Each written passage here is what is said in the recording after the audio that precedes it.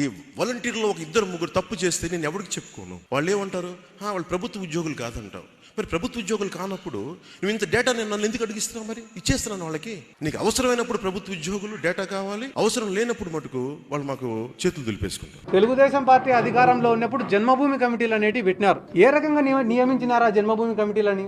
ఏమైనా district selection committee ద్వారా వాళ్ళని ఎన్నుకున్నారా? ఒక మనిషికి పెన్షన్ రావాలన్నా, రేషన్ కార్డు రావాలని చెప్పినా, ఏదైనా సంక్షేమ పథకం రావాలన్నా, ఒక ఎస్సీ కార్పొరేషన్ లోన్ రావాలన్నా, బీసీ కార్పొరేషన్ లోన్ రావాలన్నా జన్మభూమి కమిటీల కాళ్ళు పట్టుకోవాలన్నా? ప్రభుత్వం నియమించిన పదవులా?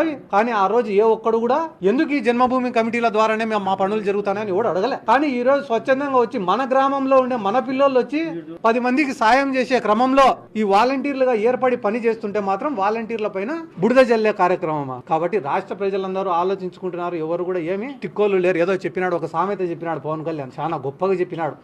100 తాజా పండ్లున్న దాంట్లో ఒక కుళ్ళిపోయింది